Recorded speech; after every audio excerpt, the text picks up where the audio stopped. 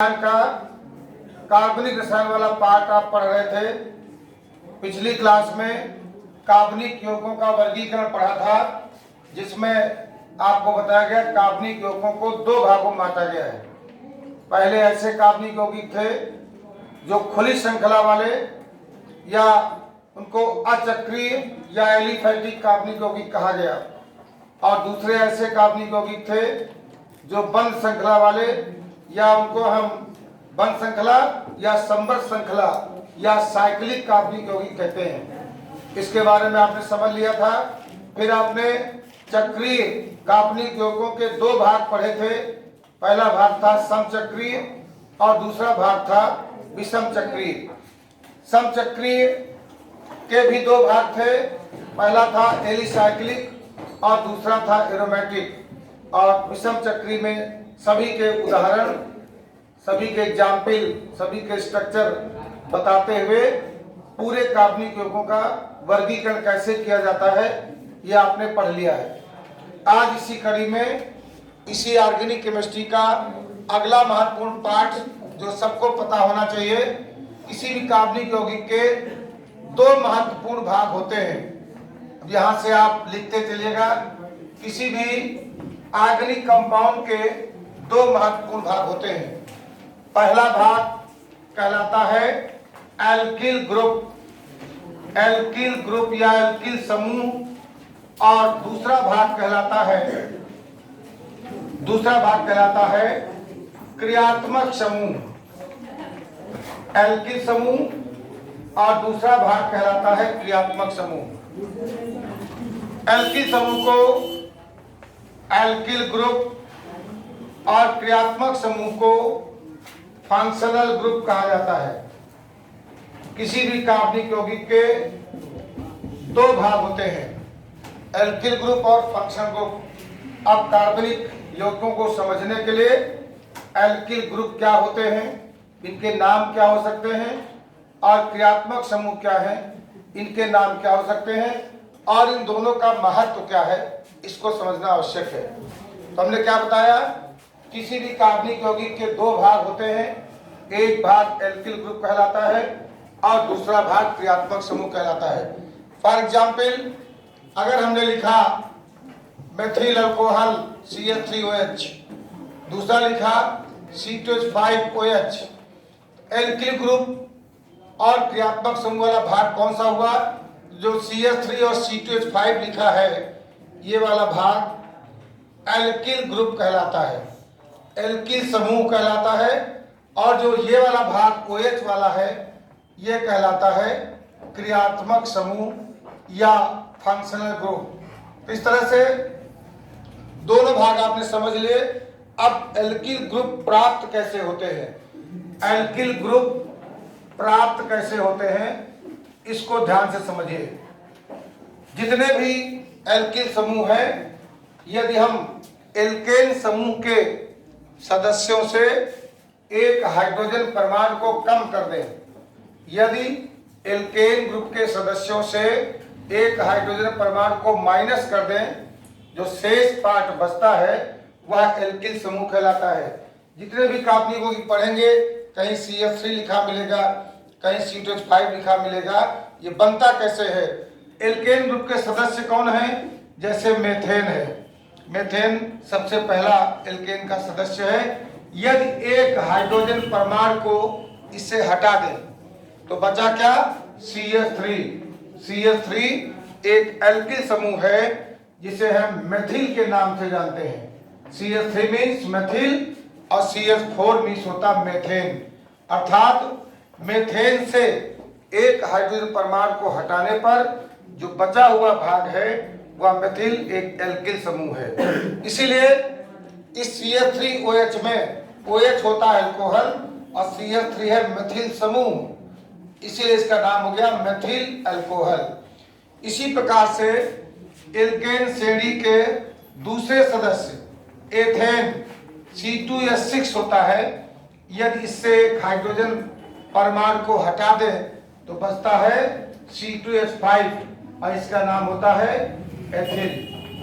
Ethyl methyl की spelling होती है METHYL और एथिल की होती है ETHYL, एथिल और मेथिल। इस प्रकार से किसी भी कार्बनिक यौगिक में जो दो भाग होते हैं, एक भाग एल्किल ग्रुप कहलाता है और दूसरा भाग क्रियात्मक समूह कहलाता है। एल्किल समूह वाला भाग CH3 C2H5, जैसे लिखा था C2H5OH, यहाँ पर C2H5 एथिल होता है, OH होता है अल्कोहल, इसका नाम हो गया एथिल अल्कोहल। तो एल्किल समूह वाला भाग किसी भी कार्बनिक यौगिक का वह भाग होता है जिस पर उसके भौतिक गुणधर्म निर्भर करते हैं। All the physical properties of the organic compounds are depend on their alkyl groups। किसी भी कार्बनिक यौगिक के भौतिक गुणधर्म उसके एल्किल समूह पर निर्भर करते हैं। भौतिक गुणधर्म कौन से होते हैं? जैसे उसकी विलेयता क्या है, उसका क्वथनांक क्या है, उसका गलनांक क्या है, उसका घनत्व क्या है। क्योंकि कार्बनिक यौगिक के दो प्रकार के गुणधर्म होते हैं, एक कहलाते हैं भौतिक गुणधर्म और दूसरे कहलाते हैं रासायनिक गुणधर्म। तो जो भौतिक गुणधर्म होते हैं वह उनके एल्किल समूह पर निर्भर करते हैं। भौतिक गुणधर्म कौन से? जैसे गलनांक, क्वथनांक, उनकी विलेयता, उनका घनत्व, ये सभी भौतिक गुणधर्म कहलाते हैं। जैसे मेथिल अल्कोहल और एथिल अल्कोहल दोनों में OH अर्थात अल्कोहल समूह है। दोनों के क्रियात्मक समूह समान होंगे, लेकिन भौतिक गुणधर्मों में मेथिल अल्कोहल एथिल अल्कोहल के गुणधर्मों में भौतिक में अंतर होगा। क्यों? क्योंकि मेथिल अल्कोहल में CH3 समूह है, मेथिल समूह है, और एथिल अल्कोहल में C2H5 समूह है, एथिल समूह है। दोनों के एल्किल ग्रुप भिन्न भिन्न है, इसलिए दोनों के भौतिक गुणधर्मों में भिन्नता होगी, क्योंकि एल्किल समूह अलग है। भौतिक गुणधर्म एल्किल समूह पर निर्भर करते हैं। जबकि दूसरा भाग OH वाला है, ये कहलाता है क्रियात्मक समूह। क्रियात्मक समूह बहुत सारे हैं, कुछ के नाम बता देते हैं और कुछ आगे क्रम से आप पढ़ेंगे। क्रियात्मक समूह को कहते हैं फंक्शनल ग्रुप। क्रियात्मक समूह की इंग्लिश होती है फंक्शनल ग्रुप, क्रियात्मक समूह। किसी भी कार्बनिक यौगिक का क्रियात्मक समूह वह भाग होता है जिस पर उसके रासायनिक गुणधर्म निर्भर करते हैं। अर्थात क्रियात्मक समूह पर किसी भी कार्बनिक यौगिक के रासायनिक गुणधर्म निर्भर करते हैं। फंक्शनल ग्रुप पर कौन से गुणधर्म निर्भर करते हैं? रासायनिक। अब देखिए, यहाँ पर मेथिल अल्कोहल में OH, एथिल अल्कोहल में भी OH, दोनों का क्रियात्मक समूह समान है, इसलिए इनके रासायनिक गुणधर्म भी समान होंगे। लेकिन दोनों का एल्किल समूह अलग अलग है, इसलिए इनके भौतिक गुणधर्मों में अंतर होता है। इसका बॉइलिंग पॉइंट कुछ होगा, इसका बॉइलिंग पॉइंट इससे अलग होगा, ठीक है ना। तो भौतिक गुणधर्मों में अंतर इसलिए है कि दोनों के एल्किल समूह भिन्न है, जबकि क्रियात्मक समूह दोनों का समान है, इसलिए रासायनिक गुणधर्मों में समानता होंगी। तो क्रियात्मक समूह में किसी भी कार्बनिक यौगिक के रासायनिक गुणधर्म निर्भर करते हैं। क्रियात्मक समूह किसी भी कार्बनिक यौगिक का वह भाग है जिस पर उसकी केमिकल प्रॉपर्टीज डिपेंड करती हैं, जबकि एल्किल समूह किसी भी कार्बनिक यौगिक का वह भाग है जिस पर उसके भौतिक गुणधर्म निर्भर करते हैं। तो कार्बनिक यौगिक के दो भाग हुए, एल्किल ग्रुप और फंक्शनल ग्रुप। एल्किल समूह और क्रियात्मक समूह। क्रियात्मक समूह बहुत सारे हैं, जैसे OH क्रियात्मक समूह होता है एल्कोहल का, आप इसको लिखते चलें, कुछ के नाम बता रहा हूं। CHO ग्रुप होता है, क्रियात्मक समूह ग्रुप है, यह है एल्डिहाइड समूह। CHO एल्डिहाइड को बोलते हैं। अगर COOH है तो ये कार्बोक्सिलिक ग्रुप कहलाता है, क्रियात्मक समूह कार्बोक्सिलिक अम्ल समूह। कार्बोक्सिलिक एसिड समूह को COOH कहते हैं। जैसे लिखा है CONH2, ये कहलाता है एमाइड क्रियात्मक समूह। जैसे लिखा है NH2, ये कहलाता है अमीनो समूह। अमीन का क्रियात्मक समूह NH2 होता है। इसी तरह से जैसे लिखा हो COOR, ये समूह होता है एस्टर का। इस तरह से जैसे लिखा हो ROR, तो ये समूह होता है ईथर का। तो ऐसे बहुत सारे क्रियात्मक समूह होते हैं, उन्हीं के आधार पर इन कार्बनिक यौगों के नाम लिखे जाते हैं। तो आपने समझा एल्किल ग्रुप क्या है, फंक्शनल ग्रुप क्या है, एल्किल समूह क्या है, क्रियात्मक समूह क्या है। तो क्रियात्मक समूह के नाम भी कुछ जान लिए। अब इसके बाद इसी आधार पर एक महत्वपूर्ण हेडिंग जो एग्जामिनेशन में पूछी जाती है, उसका नाम है सजाती श्रेणी। सभी ने नाम सुना होगा, सजाती श्रेणी या होमोलॉगस सीरीज। एग्जामिनेशन में अक्सर सजाती श्रेणी के बारे में पूछा जाता है कि सजाती श्रेणी होती क्या है। तो सजाती श्रेणी को बहुत ध्यान से समझिए, इंग्लिश में होमोलॉगस सीरीज। अब आप जब क्रियात्मक समूह समझ गए, एल्किल समूह समझ गए, तो सजाती श्रेणी को भी आसानी से समझ सकते हो। सजाती श्रेणी क्या होती है, इसको ध्यान से सुनिए। सजाती श्रेणी को इंग्लिश में होमोलॉगस सीरीज कहा जाता है। होमोलॉगस सीरीज, होमोलॉगस सीरीज सजाती श्रेणी क्या है। और इसको ध्यान से सुनिएगा, सजाती श्रेणी किसे कहते हैं। ध्यान से परिभाषा को सुनिए और लिखते चलिए कैसे डिफाइन कर सकते हैं। ऐसे कार्बनिक यौगिक जिनमें समान क्रियात्मक समूह होता है, इसको हम लिख भी सकते हैं, ऐसे कार्बनिक यौगिक जिनमें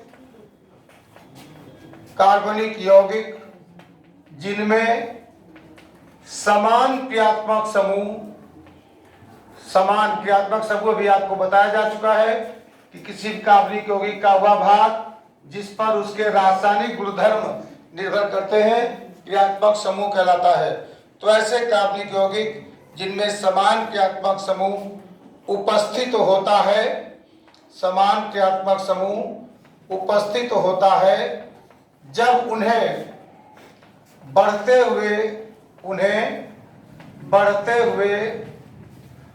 हुए अनुभार के क्रम में रखा जाता है, अनुभार के क्रम में रखा जाता है, तो एक श्रेणी बनाते हैं, रखा जाता है तो एक श्रेणी प्राप्त होती है, एक श्रेणी प्राप्त होती है जिसे सजाती श्रेणी कहते हैं।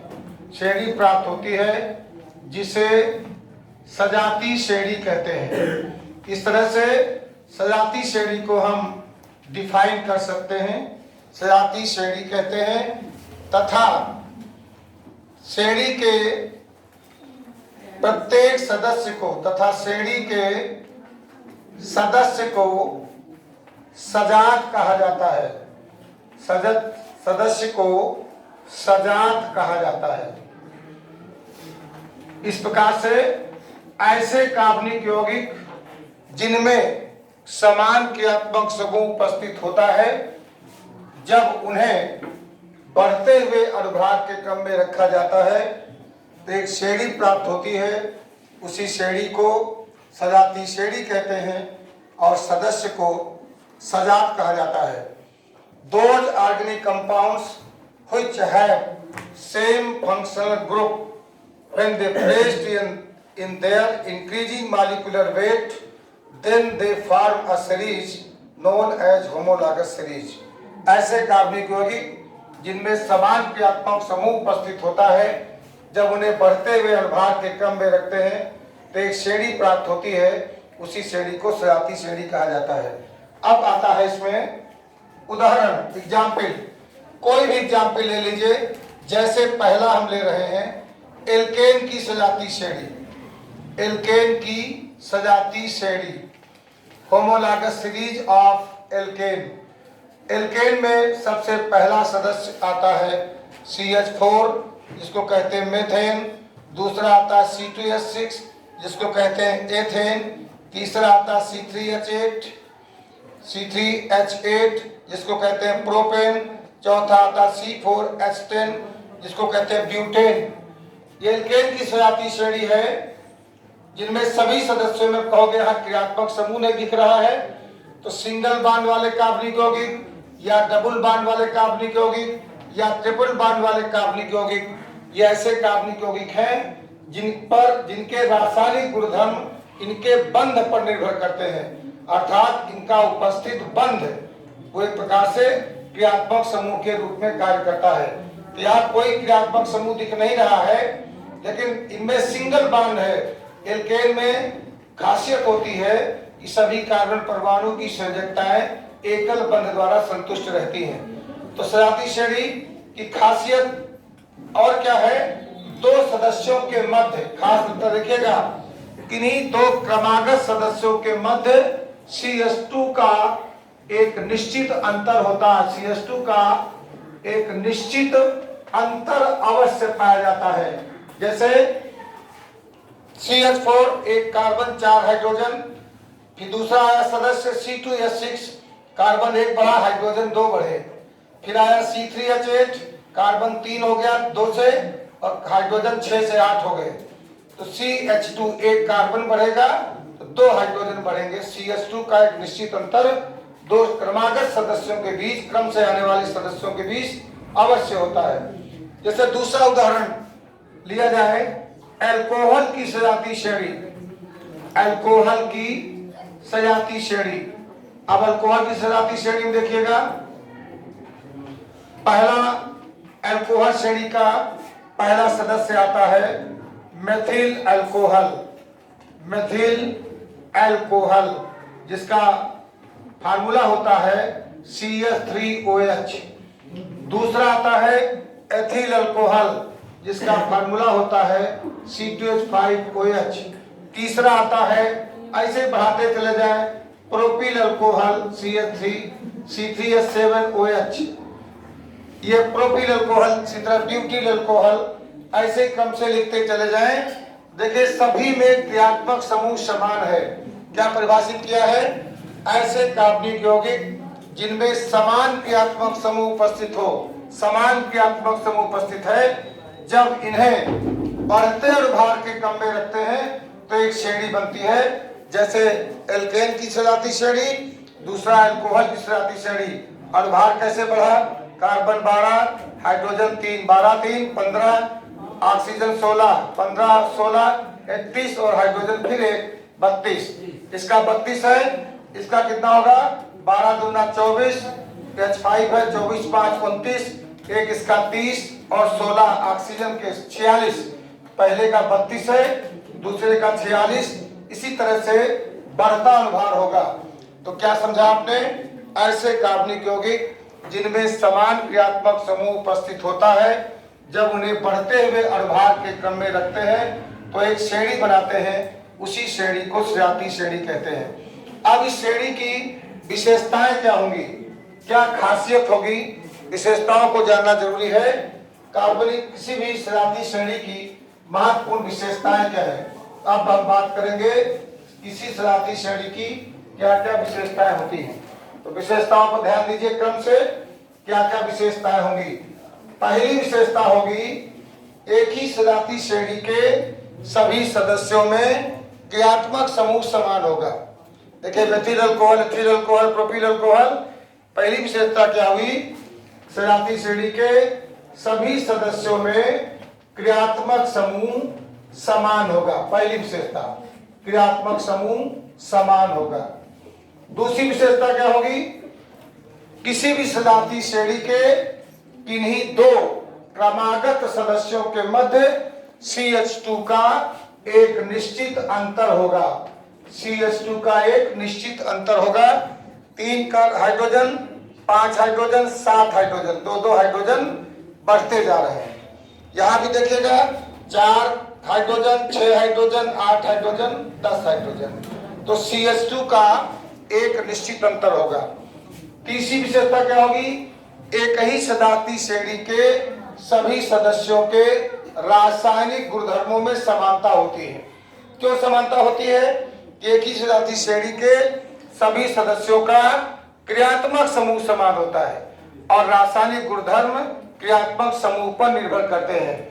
एक ही सजाती श्रेणी के सभी सदस्यों के रासायनिक गुणधर्मों में समानता होती, लेकिन भौतिक गुणधर्मों में भिन्नता होती है, क्योंकि भौतिक गुणधर्म एल्किल समूह पर निर्भर करते हैं। इसमें मेथिल एल्किल समूह है, इसमें एथिल एल्किल समूह है, इसमें प्रोपिल एल्किल समूह है। एल्किल समूह भिन्न है, इसलिए भौतिक गुणधर्म तो भिन्न होंगे, लेकिन क्रियात्मक समूह समान है, इसलिए रासायनिक गुणधर्मों में समानताएं होती है। तो भौतिक गुणधर्म भिन्न होंगे, फिजिकल प्रॉपर्टीज भिन्न होंगी, लेकिन रासायनिक गुणधर्म समान होंगे। Chemical properties will be same, सामान्य गुणधर्मों में रासायनिक में समानता होगी, समान होंगे। चौथी विशेषता क्या है? एक ही सजातीय श्रेणी के सभी सदस्यों को एक ही सामान्य सूत्र द्वारा सामान्य सूत्र से व्यक्त किया जाता है। कैसे? जैसे एल्केन श्रेणी का सूत्र है CnH2n+2। एल्केन श्रेणी का सूत्र है सामान्य सूत्र CnH2n+2। सामान्य सूत्र के द्वारा हम उस श्रेणी के सभी सदस्यों के नाम, उनका अनुभार जान सकते हैं, उनका सूत्र जान सकते हैं। n बराबर 1 रख दो तो CH4 बन जाएगा, n बराबर 2 रख दो तो C2H6 बन जाएगा, n बराबर 3 रख दो तो C3H8 बन जाएगा। तो सामान्य सूत्र एक ही श्रेणी के सभी सदस्यों का समान होगा।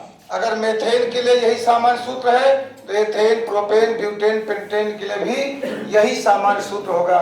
तो सामान्य सूत्र भी समान होते हैं। इस तरह से सजातीय श्रेणी क्या है, इसकी विशेषताएं क्या होती हैं, इनको आपने समझ लिया। इस तरह से आज आपने क्या पढ़ा है?